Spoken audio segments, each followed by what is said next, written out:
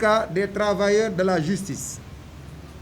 s'était accordé depuis jeudi dernier une trêve de 96 heures après avoir observé une grève continue qui a commencé le lundi 15 juin 2020 et s'est arrêtée le mercredi 26 août 2020, soit 10 semaines et 3 jours ou encore 73 jours, dont 53 jours ouvrables. Le style acharné de la lutte dénote d'un engagement sans faille des travailleurs de la justice à ne pas céder des acquis syndicaux arrachés après des années de lutte à travers des négociations collectives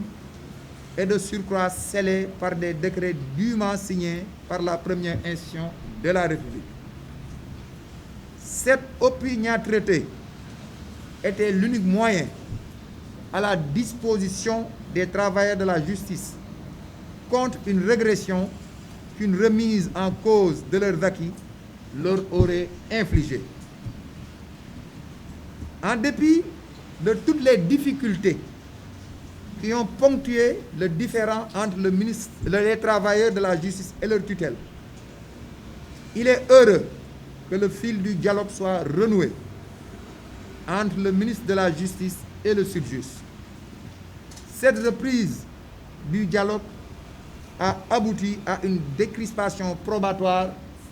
de 96 heures qui arrive à son terme.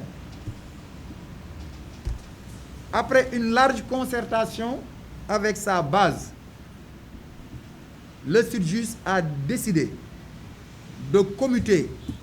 la trêve en une suspension de son mot d'ordre de grève, le temps de permettre au garde des Sceaux, ministre de la Justice, de dérouler son engagement, je cite, à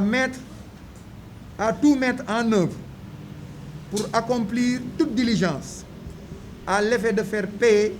au cours du mois de septembre 2020 un montant utile dans le cadre des primes dont la mise en œuvre pérenne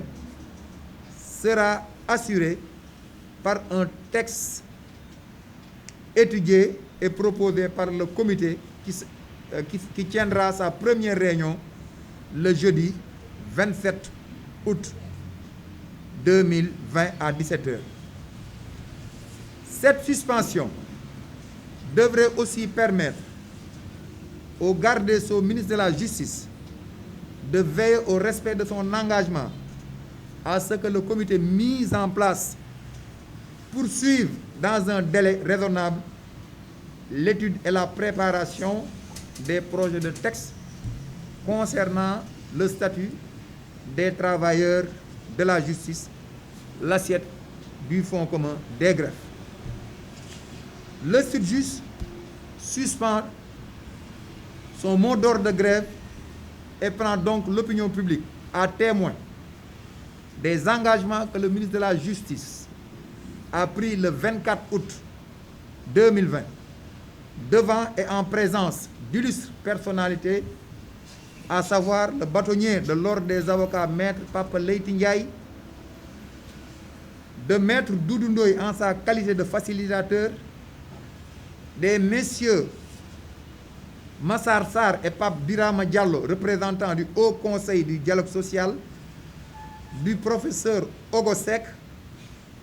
président de l'Association des juristes africains, et de monsieur Mademba Sok, secrétaire général de l'UNSAS.